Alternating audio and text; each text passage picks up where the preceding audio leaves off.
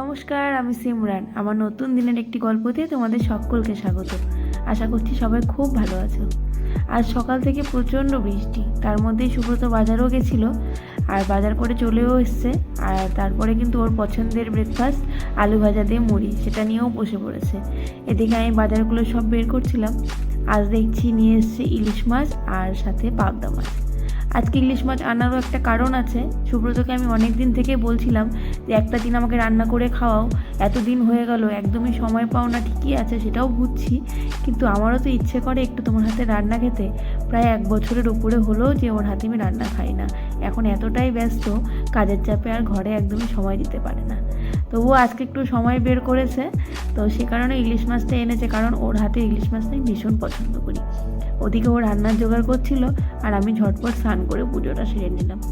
সারাদিনে যতই কাজ থাকুক, স্নান করে পুজো করাটা কিন্তু সব থেকে বড় কাজ। এই কাজটা কিন্তু এগিয়ে গেলে সব কিছু কাজ যেন খুব তাড়াতাড়ি হয়ে যায়। বলো, দাঁড়াও তোমাদেরকে একটা জিনিস দেখাই। এই যে দেখো জগন্নাথটা, এটা আমাকে আমার শাশুড়ি মা পুরী থেকে এনে দিয়েছে। কি সুন্দর হয়েছে না? আমি পুজো সেরে উঠে দেখি সুব্রতর রান্না প্রায় অর্ধেকটা মতন এগিয়ে গেছে। এদিকেও মাছটা ম্যারিনেট করে নিয়েছে।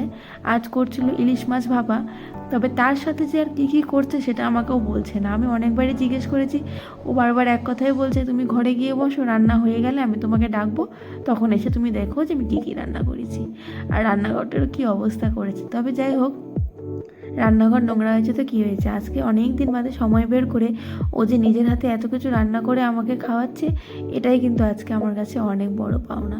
আর আজকে অনেক কিছুই রান্না করেছে, তবে ইলিশ মাছ বা খাসির মাংস বা চিকেন হলে খুব একটা কিছু আমি খাই না, তবে আজ ও রান্না করেছে বলে সব কিছুই একটু একটু করে খেয়ে দেখবো কেমন হয়েছে।